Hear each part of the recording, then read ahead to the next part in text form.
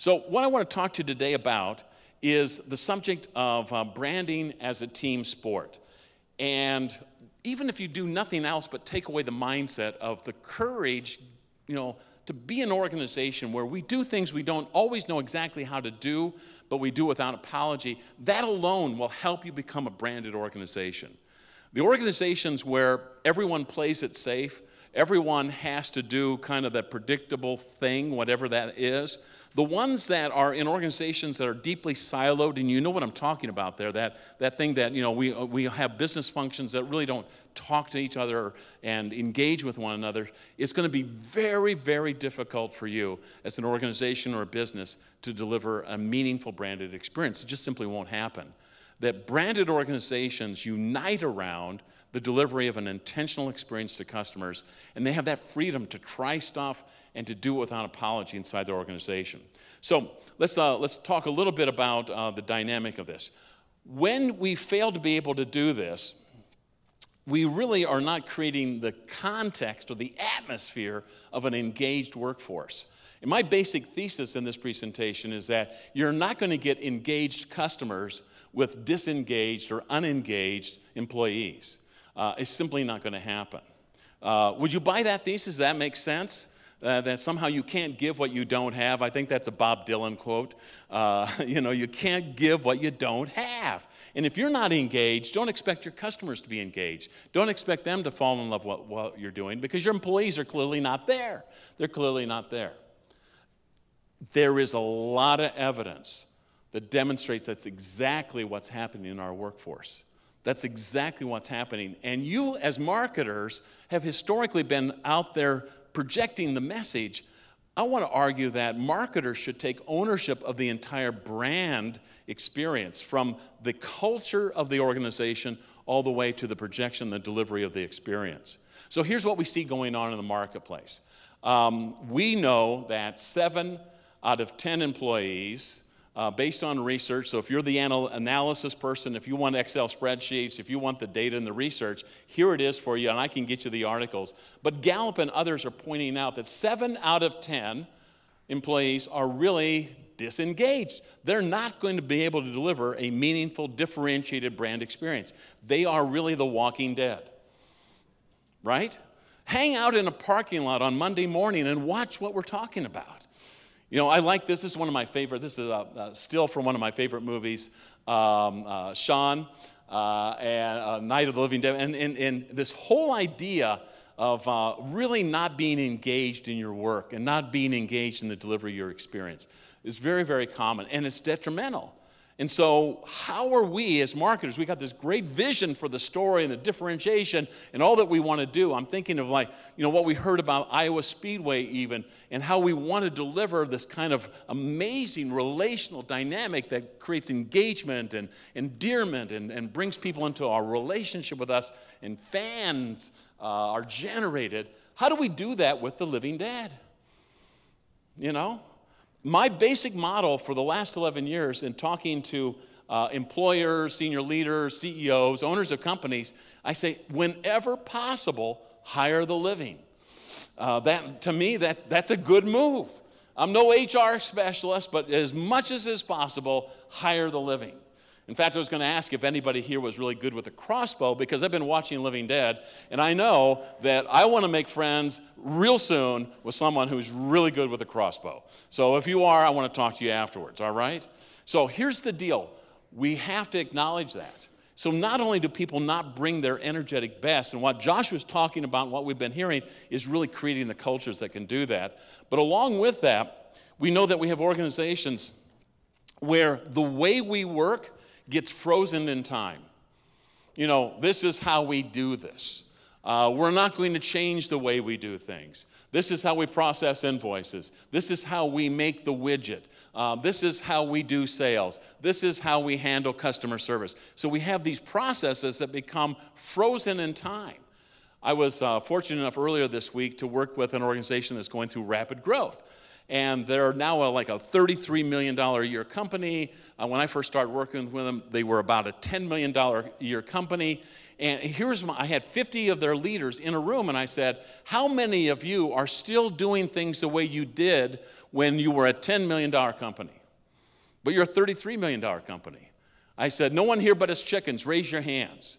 And I jollied them out of it, and I got them to raise their hand, and they admitted that they had frozen their work. They were not really growing. They were not doing new things. They're doing the same thing over and over again. Predictable sameness is not differentiation. It doesn't distinguish us in the market, and it doesn't bring value. So the challenge is to create these kinds of cultures, these kinds of environment, getting people to let go of their ways of doing work that are now their current practices and finding new ways. They fall in love with this stuff. You know, I was thinking about this. You know, it's so easy to fall in love with the way we do certain things at times. So when I was single, I had a Mustang. Kind of proud of that. It's, 65 Mustang, fastback, 2-speed, 4-speed, 289.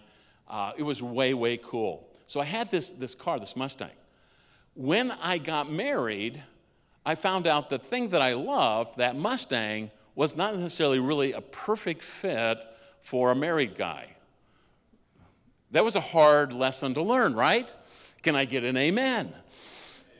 So here's how I solved it. I bought another Mustang.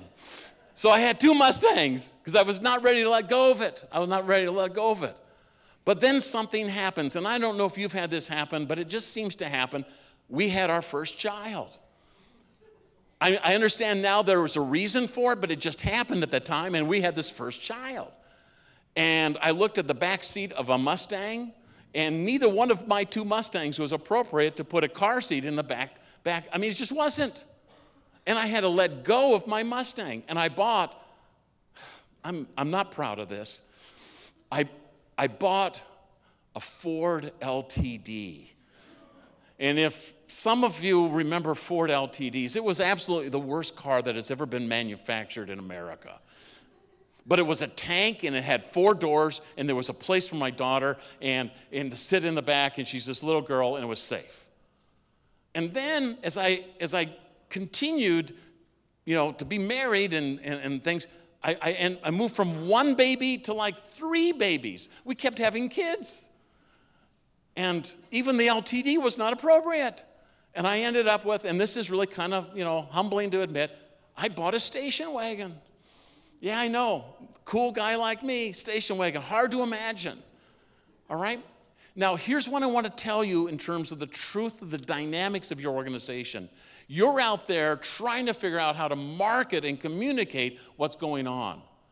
But men and women, we can either complain about it or we can do something about it. We have to be able to acknowledge our organizations have frozen the way they work. They still have the same org chart, the same way of making decisions. They still offer some of the same products. They still move at the same pace. That is not how you're going to build a branded organization. It's going to take teamwork that's going to unfreeze our behaviors, challenge the living dead that show up on Monday morning, and we have to awaken it up. So here's a kind of a first blush at this to kind of get you going on it, and then I'll try to take some questions and we'll take a break. How's that? So first place I like to begin. I like to begin by challenging people's definition of a brand. Now, when I started work, one of my great experiences working with Michael Bird and the team at Spindustry, and I've met some of your new colleagues, and it's an upgrade, clearly an upgrade. Michael did not stay with the Mustang. He got rid of the Mustang, moved on. That was a great job. I appreciate it. But one of the things I started doing when I was working with Michael and the team at Spindustry was I began to ask everybody I met, senior leaders, middle management, didn't matter, what is a brand? What is a brand? And I would get answers, lots of answers. And know what I found out about the word brand and branding? It was almost like mercury underneath your thumb. It squirted all over. It could be anything and everything you wanted it to be. And that wasn't helping anybody. So here's why I want to challenge you.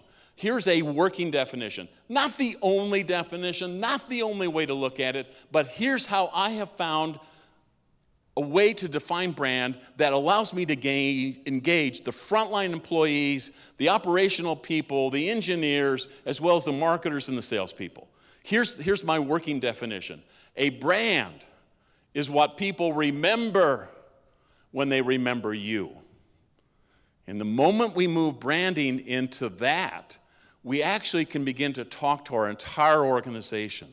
Because now we can say to our entire organization, every one of us is involved in making decisions that turn into actions, that create experiences, and either for an experience for an internal customer, ultimately to an external marketplace customer.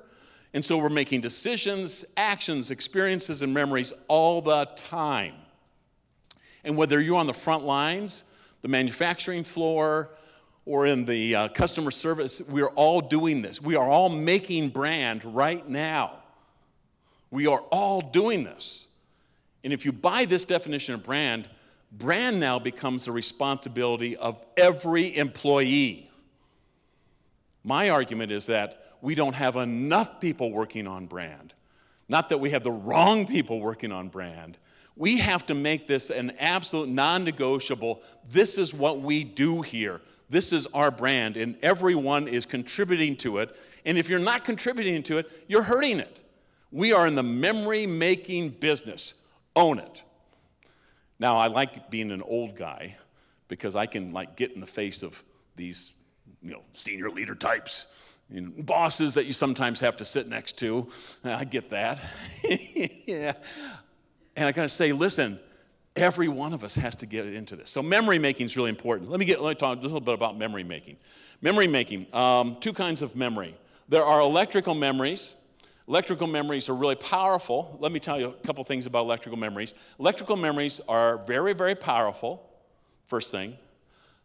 Second thing is you make them with very simple inputs. I'll talk about what those are. And the third thing about electrical memories is that they're very, very fragile. Powerful, simple inputs, fragile. Let me pick on Michael, because I love Michael. Yes. So imagine, here, I'll show you how this works. The simple inputs of electrical memory are the things that we have been focusing on for way too long. They're valuable, important, we should never abandon them. However, they are not enough. A simple input is the words and information on a business card. It's basic input. It creates a memory, but we all know how fragile that is. I met you at the mixer and I gave you my card and you never called me. All right? Powerful, simple input, fragile. I forgot about you by the time I got to the parking lot. Okay, that type of thing. So we wonder why people don't respond to our written communications. They don't respond to our websites. They don't kind of hang in there with our white paper. It's because the simple inputs are very powerful, but it's so fragile that people just can't hold it inside them. So I was thinking about Michael, and I know he went to the University of Colorado, and he's a smart guy. So he probably took things that weren't always in his immediate area of discipline. So imagine Michael studying cellular biology. All right? He's studying cellular biology. Instead of this being, the last day of the week, let's say it's, like a Tuesday. And Wednesday morning is the big cell test, Mike. It's the big cell test. So what do you think Michael Bird would be doing the night before the big cell test? What do you think he would be doing? Yell it out. What's he doing? He's studying. That's too weak a word. What's he doing? He's cramming. And if he has to, he will pull a all-nighter, by golly. He'll bring the Red Bull in and he will do it, right? Every Tuesday night he's Red Bulling, mainlining this stuff, slamming it, and he's looking at all the lecture notes and he's cramming, all right? He gets up in the morning of the big Wednesday test and he walks across campus. And one of his buddies, Jason, sees him. And Jason is a friendly guy. And so he wants to talk about stuff, the weather, the game last night, all this kind of stuff. And Michael is just barreling across the campus. Why is he doing that? And when Jason wants to talk to him, he does not want to talk to him. Why is that? Come on, you know. What now? He's afraid. That's right. Cinnamon, he's afraid that it will all just leak right out of him onto the floor. Leave me alone, Jason. I'm going to take the big cell test. So he takes the big cell test. Very powerful, simple inputs, lecture notes, and information. Takes the big test. So, later on Wednesday, let's say Wednesday night, Michael finds himself at a place that serves adult beverages. It could happen, all right? It could happen. And so he's at this place, and let's say Simon comes up to him, and she took the cell class last semester, and she says, how'd you do on the big test today, Michael? What was your question? How did you answer the questions on mitochondria? And Michael looks at her, and he says, what's mitochondria? It's gone, right? It's gone. See, here's what we as marketers have to understand. The game is changing. Simple inputs, bombarding the world with information, whether it's our radio, our TV, our commercial, all valuable, never really ever going to go away totally. However, in an over-communicated society, depending on electrical memory and pounding it into people just won't work. Not the way it used to. Not the way it used to. The second kind of memory is chemical memory. We refer to it as chemical memory because chemical memory is also very, very powerful, but it's not simple input, it's complex inputs. It's experiential. That's what makes it different. It's experiential. So it's the way I was greeted when I walked in. It's how I was treated on the phone when I called up customer service or help desk. It was what the parking lot looked like as I came in. It was all of those things and 100 other things, and all of those elements require an entire workforce teaming up to deliver the brand experience. If you will, it's Disneyland. But it's Disneyland in the marketplace of competition where every day we have to get everyone aimed in that direction. So it's much more difficult. So it's lots of inputs, very powerful, but very sticky. My illustration usually is a family vacation. The family vacations that we remember could have taken place 20 years ago, 15 years ago. But you get together with your brothers and sisters and start talking about the favorite family vacation. Do you remember it or go, I really don't remember that? No, you remember all kinds of stuff. It keeps coming back. So when you design experience, that's the sticky piece. That's the sticky piece. So branding is what people remember when they remember you. And every one of your coworkers and colleagues is involved in creating that memory. So they had better take ownership of it. Here's the sobering truth. Everyone gets the brand they deserve, not necessarily the one they want. You got to let that sink in. Because I want to turn you into evangelists, going back to your organizations and saying, we need to really get in alignment and deliver this. And we can't mess around with this. We have to own this. We got to get full engagement. All right, pressing on. I can get excited about this, but I'm trying to dial it back. The next piece that we spend a lot of our time working on is the awakening of empathy. You and I live in a strange time. I would say that our society is the most selfish, narcissistic society in the history of the human race. My background is in history. I studied ancient cultures. That's my background. And I think I can make that argument. And so the people that we're going to hire and work with, and every one of us has been formed by a very self-centered society. And now we want to bring you into a workplace and say, focus on delivering this experience to other people. It'll serve them better. It'll be more memorable. It'll be more relevant. Come on, let's all do this. And by the way, let's all hold hands and sing Kumbaya. Do we have any carpet squares we can sit on?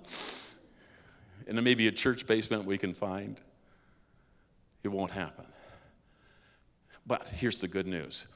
you can awaken, and I think marketers would be the best at advising the organization on how to awaken the empathy of the workforce towards the end users, the customers, the clients, the people you serve.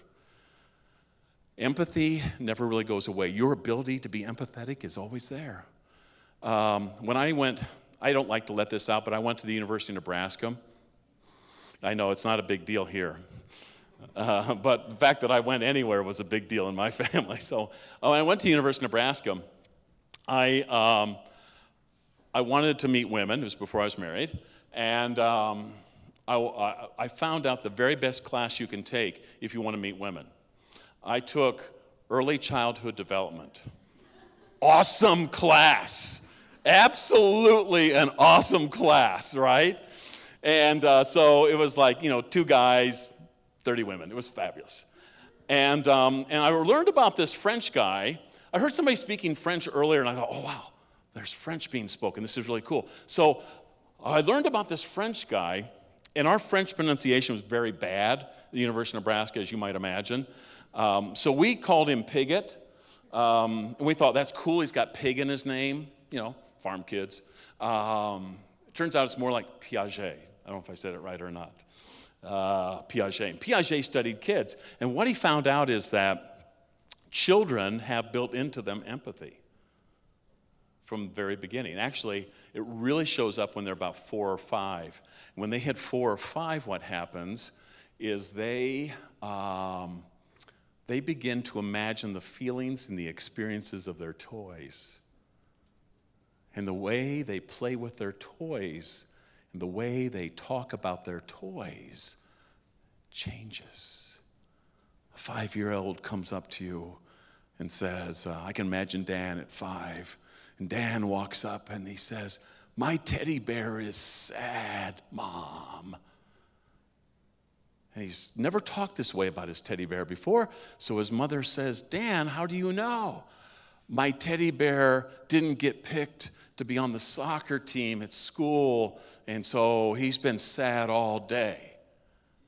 Now, Piaget noticed that about children, and he called it theory of mind. And if you want to Google theory of mind and do some research on it, you can find out that every human being is born with this theory of mind. And what theory of mind means is that we can imagine the minds and feelings of others.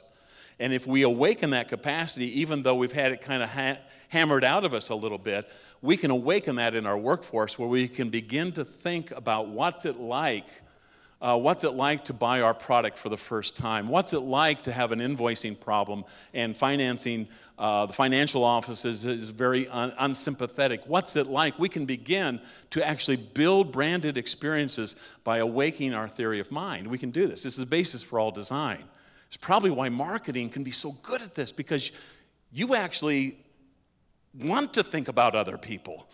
Most people just want to do their work and go home, and we got to awaken this stuff, right? And so this theory of mind is really important. There's something else with babies that's really interesting. Piaget pointed out that until they reach a certain age, they can't imagine some things existing if they can't see them. It's called object permanence. And it's really what makes Peekaboo such an amazing game. Have you ever thought about this? I mean, it's just a freaking amazing game. So you've got this thing where, baby talking to another baby, just chatting there at the water cooler and saying, okay, so how's it going at your house? Well, it's really going great at my house, but my mom's doing this weird game. She takes my favorite blankie, and it's like she's there, and then she's not there, and then I get to giggling. I can't stop it, and she's kind of creeping me out, This whole theory of mind thing is powerful, and then you add to it the importance of object permanence. Here's what you have to be able to insist on in your organization. I'm challenging you as marketers, because I don't know anybody else that will talk about this stuff. You've got to go in there and say, we have lost customer permanence in this organization. If we don't see the customer, we don't think about the customer. We don't design experiences for them. We don't design processes for them. We have lost, they don't exist in our head. And in some cases, a lot of our employees never see a customer. Whether, for example, you're in the insurance world, you might not see end users. You've got to do everything you can to make them come alive so that we build a workforce that can work together and deliver that. And so that's part of it. That's really part of it. And so empathy and understanding what branding is all about is really important. I'll give you a simple tool here to work with. I've got to see what time it is. I'm kind of getting... Can I take an offering later on? What time is it, anybody? 2:20, okay, so we're supposed to go till, okay. I'll try to reach out early. All right. So here's a way to kind of begin to measure how your workforce is even thinking about their customers, okay? So here's a simple tool. All you need is a piece of paper and a pencil. You can sit down over coffee with colleagues, and you can do this real simple experience exercise, all right? So here's something you can take away and do. Draw a line. We call it the brand continuum. And the brand continuum is just a line that describes what kind of memories are we creating. What kind of memories does our organization currently create? If we had a customer, a client, a member in this room right now, and we said, what do you remember from working with us, which is really what our brand is. What do you remember from working with us? What would they say? What would they say? Now, if they're Iowa-based customers, we'd probably have to give them some alcohol because we know how passive-aggressive we can be around here, you know, so just to get them to tell us the truth, you know. But if they were really being truthful, what would they say the memory and therefore the experience is really like working with us as an organization and all the people that represent it? And so here are 4 possible answers. One answer is they might say I kind of remember it as hostile. I remember it as a hostile experience. It feels adversarial. It feels like the game is rigged, like there's going to be a winner and loser, and I'm fighting for my position and to spend as little money as possible. And yeah, that's how it feels. It feels like a battle. There's going to be a winner and there's going to be a loser, all right? There are entire industries that have that memory. They're being created. Can you think of any experiences you've had as a customer where you felt it was fundamentally hostile and that it was really basically adversarial? Any memories like that in the room? And shout out internet companies. Can I get an amen? Can I get some others? What are the ones that consistently give you that hostile adversarial battle? Walmart? Cell phone companies. Airlines. See, so if you're in any of those industries, insurance can fit into this. The most common is automobile sales fits into this. If you're in any of those categories, you're starting your whole business, regardless of what your marketing messages are, you're starting in that place. You got to claw your way out of it. You got to behave your way out of that. That's not going to be easy. All right? You say, Mike, we are nice people. We are marketers. By golly, you should understand that. Okay, so maybe it's not hostile. Maybe it's indifferent, an indifferent experience. An indifferent experience, and again, you're just using this kind of a way of measuring things. An indifferent experience is... it's not hostile, it's not adversarial, it's just like, it's almost demeaning. Have you ever had that experience where you feel like from the business and from the people you're doing business with, that somehow the attitude is, I should, as a customer, just be thankful that you allow me to give you money? You know, got that one? Does that happen? An indifferent experience is an indifferent one where, it's all about us. It's all about our product. It's all about our expertise. It's how smart we are. You're just lucky we let you buy stuff from us. That happens. That happens a lot. So, is it indifferent? Is that what we're creating? Is that what we're communicating? These are usually expert cultures, by the way. When I ask for people to give me examples of indifferent brand memories that they have, words like lawyers come to mind. Engineers, architects, doctors, but it could be automobile technicians. It's anybody that has a perceived expertise and you're just lucky we let you buy our stuff. So just sit there, write the check, and shut up. It's indifference. It's not hostile, but it's indifferent. So are you creating indifference brands? Right now, your organization, are you creating indifference? Regardless of what your marketing message is that what you're creating? The next one is friendly. Friendly is, friendly is the result of good marketing. And let me explain what I mean by that. Here's how friendly works. Friendly is the result of good marketing because what happens is marketers get a great message going, and you get it actually kind of sticking inside the marketplace. So if you're saying customers come first, we care about customers, we're all about customers, and then they go to buy stuff from you. And you've done your job, you've driven business your way, right? So the next thing that happens is that you've got this great marketing message out there, and then when they go to work with you, buy from you, have problems with your product, whatever it is, suddenly it goes like, you were friendly up front, but not so much anymore. Does that ever happen? You think, wow, we're very uneven in our experience. Could talk more about that, but it's really common. And the last of these is focused. But a friendly one, let me just point out, they overpromise, they underdeliver. The organization, the employees don't know how to deliver the brand. And it feels like it's all about projecting image without building a designed experience that everyone knows how to deliver. It's real common. It's real common. The last of these is focused.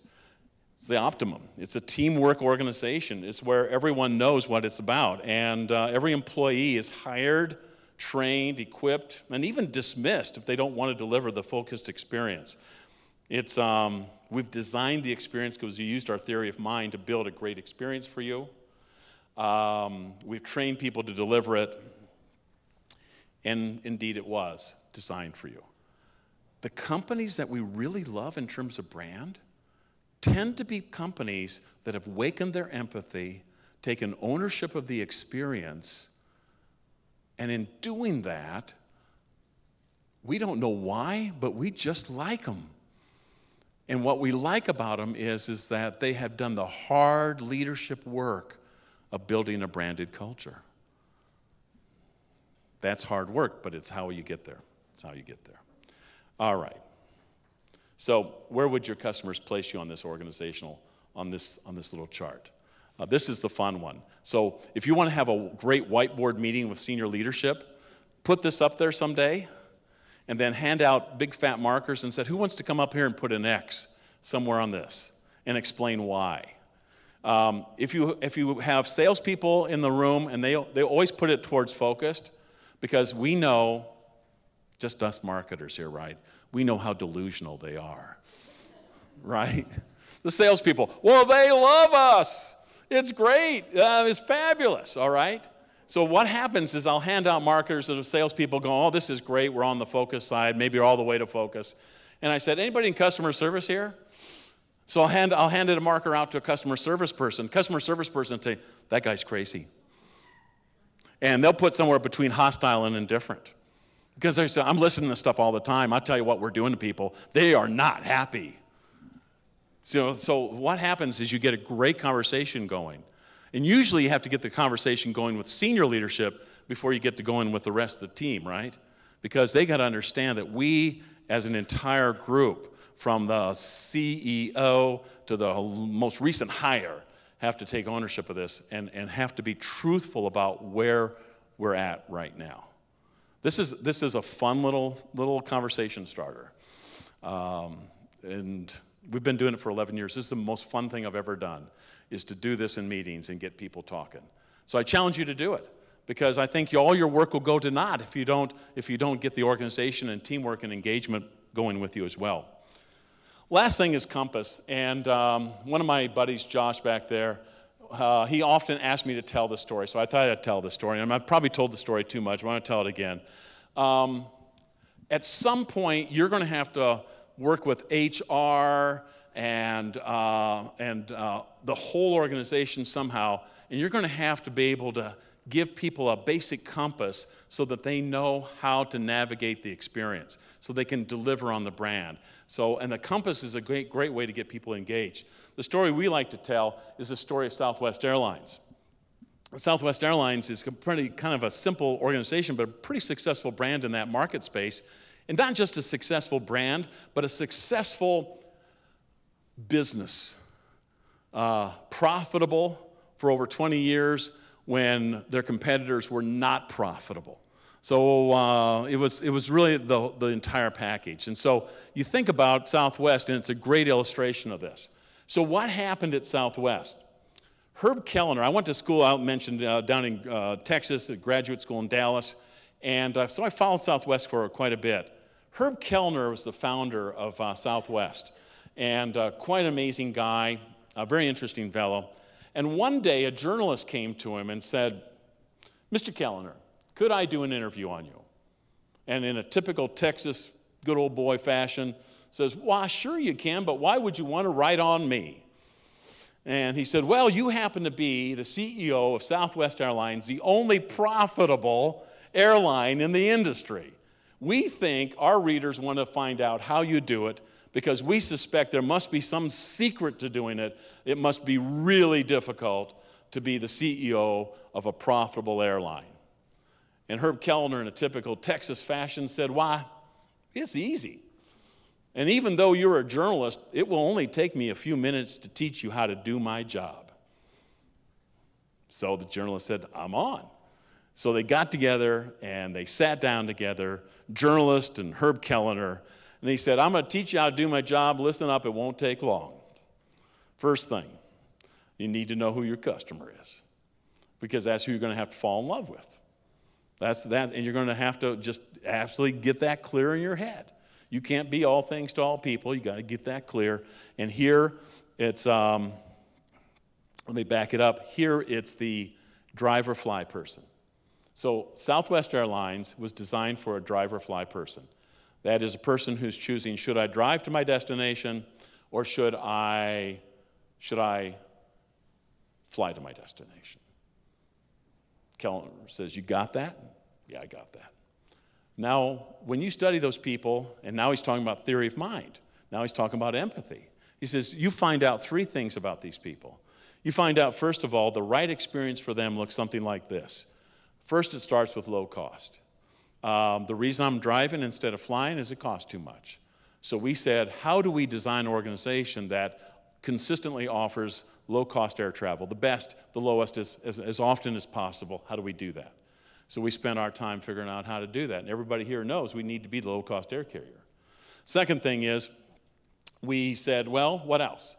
Well, sometimes people fly, and they know they're taking a chance with their on-time arrival. So they're going to say, I'd rather drive. I've got money to fly, but I'd rather drive because at least I'm in charge of my own on-time arrival. So they do that. So we spent a lot of time working on on-time arrivals, and we're the best in the industry. The last of these is, they may choose to drive, but if they choose to drive, it's going to be a hassle. 300 miles, 3 kids in the back seat, not a happy, experience necessarily. You're going to struggle through that. So they know that's happening. So we said, well, let's get them to fly by offering them a hassle-free experience. So he says to the journalist, "You know everything I know. You're ready to do my job." So he gives them a couple things to do. He says, they come to you and they say, we want to start offering meals on flights. Can we do that? Think about that compass, right customer experience. Can we offer meals on flights? Who would say, well, what would you say? Who would say something? What would you say? Yes or no? No. Yeah. No's the answer. It's going to raise cost if we start offering meals. It's going to affect our turns because we have to have a catering service, and maybe they'll be on time, maybe they won't be. And since it's drive-or-fly people, they can get what they want to eat on the road, and it won't be any different in the air terminal, so we don't care. It's not why our customers, it's not the designed experience they need. He says, what else? Well, what if they say to you they want to celebrate birthdays of crew members? That's different. Well, tell me about it. He says, well, yeah, we're going to hand out confetti to everyone who boards the plane. And, sir, what's your name? Mark. And we're going to do something like this. We're going to hand out confetti to everyone who boards the plane. And we're going to say when we get to cruising altitude, well, we're at 30,000 feet, and today is Captain Mark's 24th birthday. Yeah, we're pretty excited for him. Remember that confetti we handed out? Let's all throw it and sing happy birthday to Captain Mark. 1, 2, 3. Can we do that? Can we do that? Sure? No? Now you're thinking. No. It'd be fun. Mark would love it, especially if we said it was his 24th birthday. He'd think that awesome. But we can't do it because it would add cleanup cost. Maintenance might slow our turns, and we might not be on time, so we can't do that. Can we do anything else? We were thinking about making up silly songs and singing them over the PA to celebrate birthdays. Can we do that? You knock yourselves out. Now, here's what Kellner went on to say. You don't understand our company very well, or else you wouldn't have positioned the interview the way you did. I make very few decisions because I teach everyone who works for me, and he had about 4,000 employees at the time, I teach them to fall in love with the driver-fly person, and I teach them the basics of the right experience. And then I say this: go and make every decision you need to make. Just make it in alignment with those two important traits. Who's your right customer and what's the right customer experience? Here's what I want to say to you at the end. What's your compass? If you've got 100 employees or 10,000 employees, have you handed out compasses? Have you taught people what the brand is, who it is that you're serving, what good experience looks like? Have you set them up to deliver it? If not, they don't know what they're drawing. They don't know how to be engaged. Great companies have great clarity about what it is they're trying to deliver, who it is they're trying to deliver it to, and what it's like. Get to that place. Get to that place, marketers. You will be especially valuable to your organization. You won't be simply doing work. One of my great pains as I've gotten to know marketers is that you're relegated to making stuff. You know, make me a brochure, right? Can you get me one of them trade show booths of some sort? Ship it to Las Vegas. You make stuff all the time, right? And you've been relegated to that. My thing is assume brand ownership and be the advocate for the brand throughout the entire organization. You can get engagement with everyone else, and you get engagement with everyone else, you win. You win. That's really all I had to say. Thank you very much.